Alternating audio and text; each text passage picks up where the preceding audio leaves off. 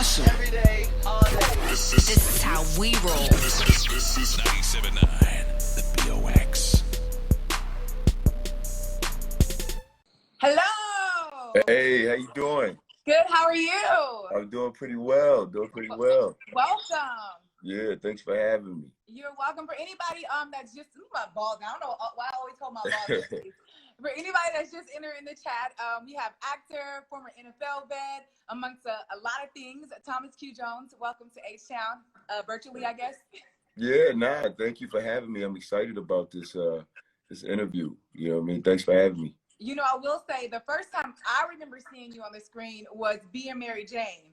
Yeah. I remember watching you on Being Mary Jane, and then I remember seeing you a couple years ago on the LaToya Luckett video, right? Am I right? Yeah, back to life.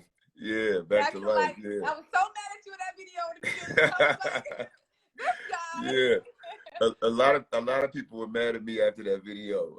I had a lot of people coming up to me in public saying, you know, I love your work, but I hated you in that video.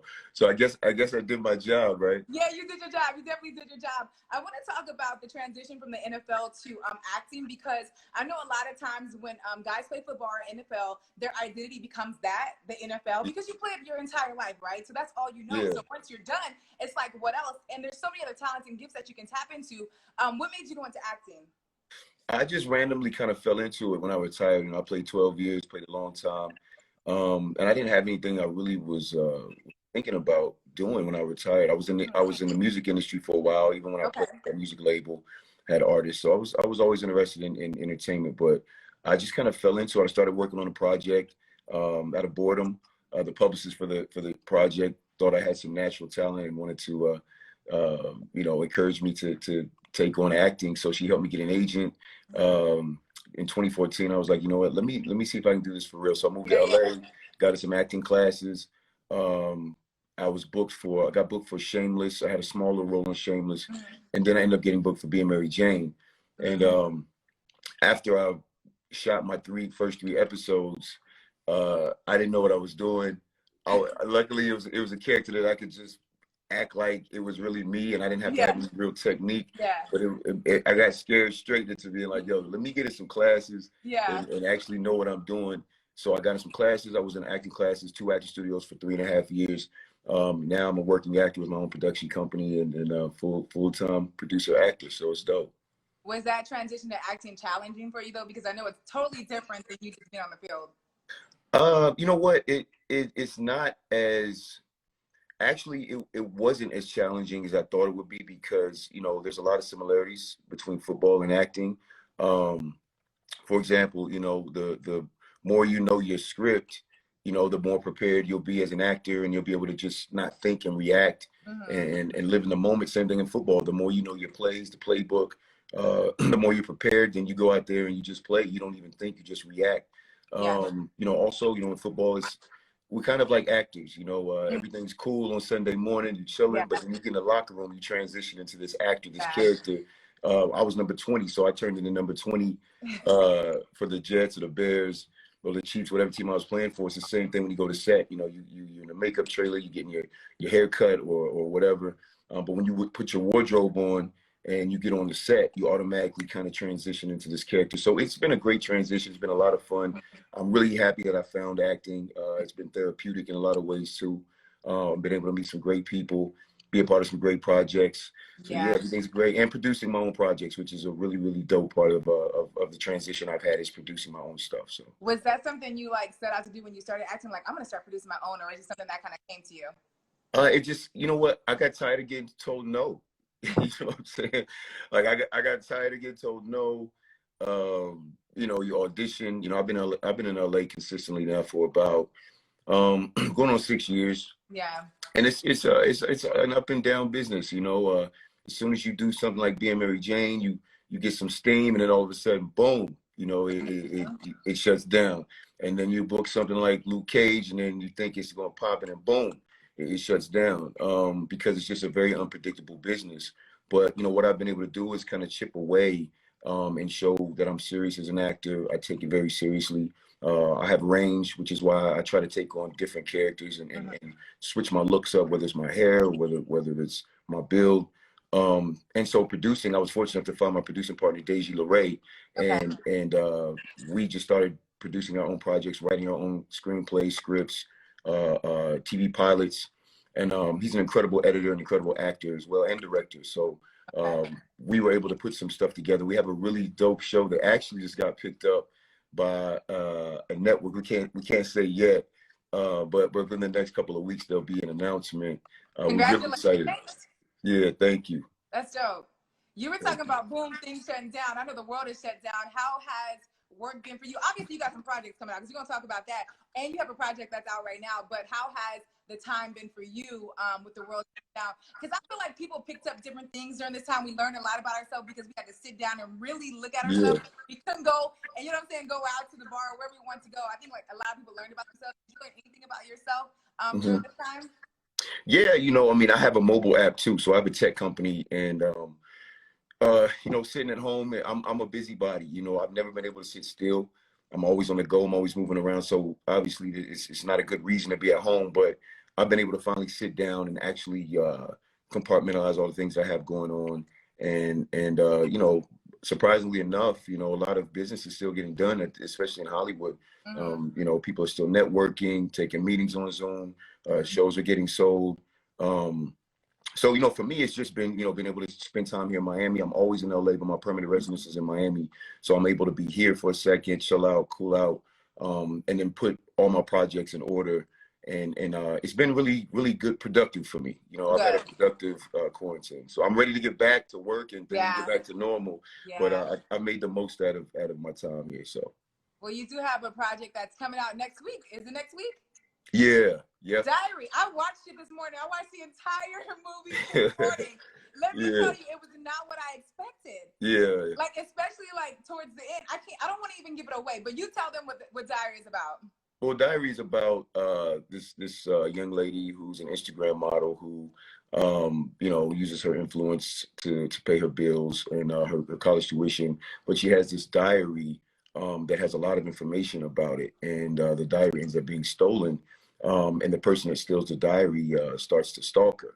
So it's a thriller. It's kind of a throwback noir type film.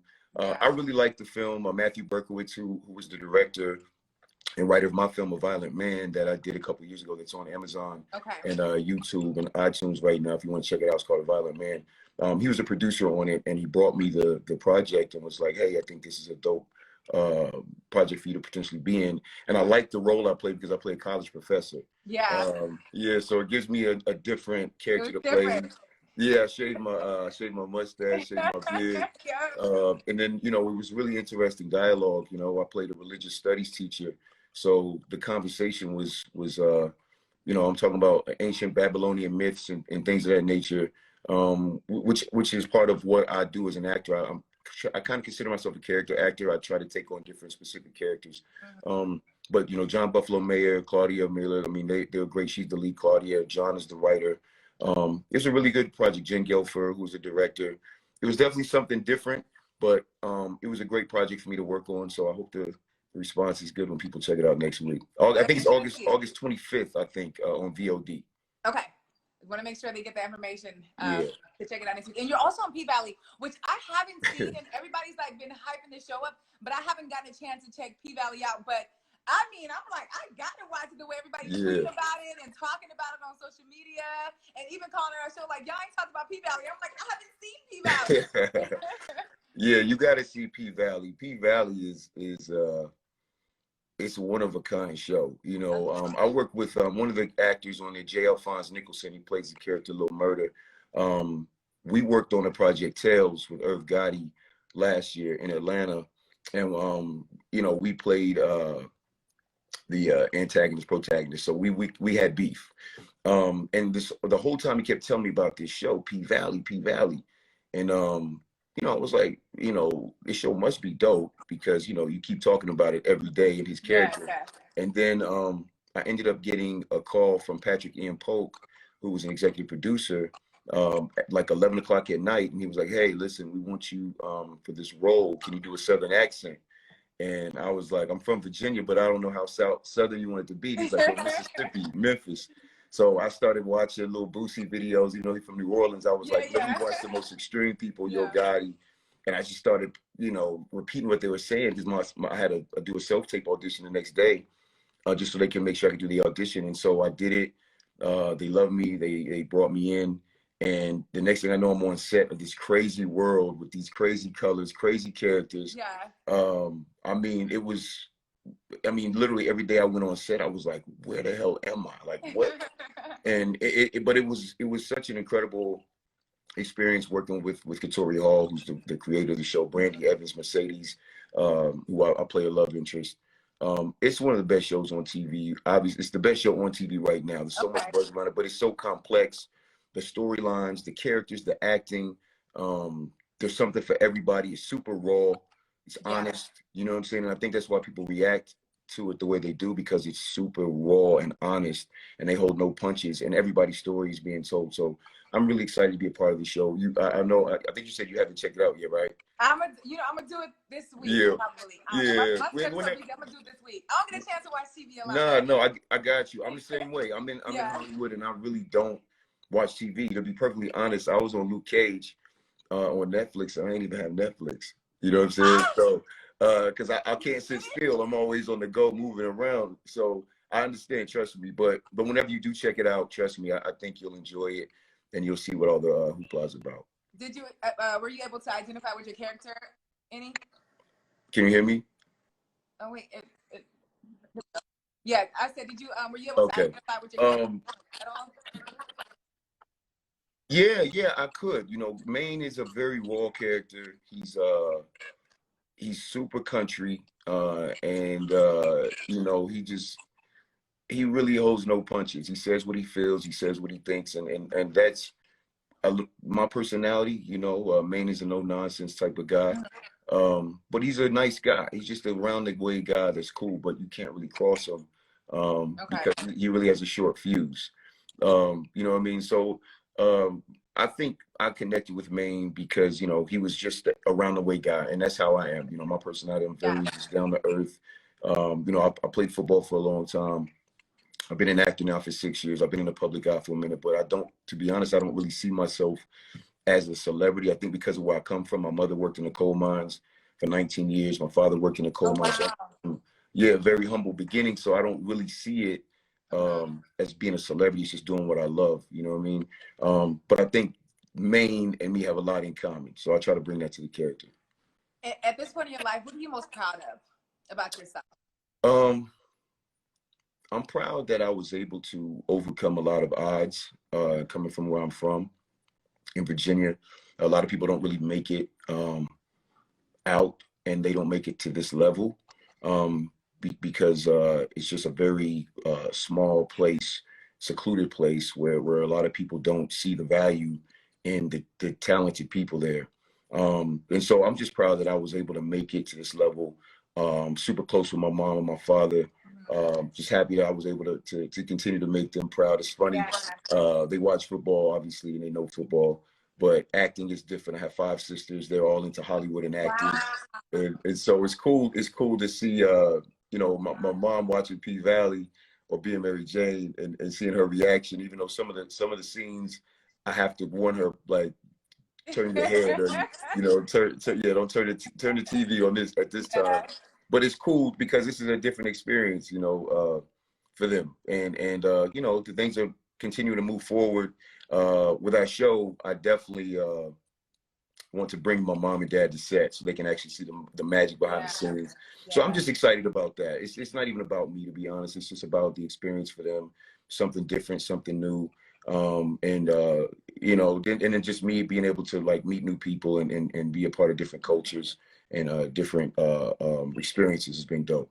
Yeah, I have to ask you, if you were to be playing right now, would you have opted out with everything going on?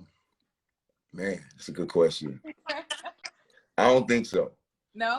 I don't think so. I think you know, I think once football, to be honest, in my area of Virginia, is really one of the only ways to kind of get out. And so football was it for me. I didn't have a plan B. And so I think because of that mindset, I think I would have been able to. I think I would have been more prone to risking it all for the game, Yeah, because yeah, that's how I play. yeah. But yeah, I don't know. You know, I mean, this whole coronavirus thing, you just don't know so much.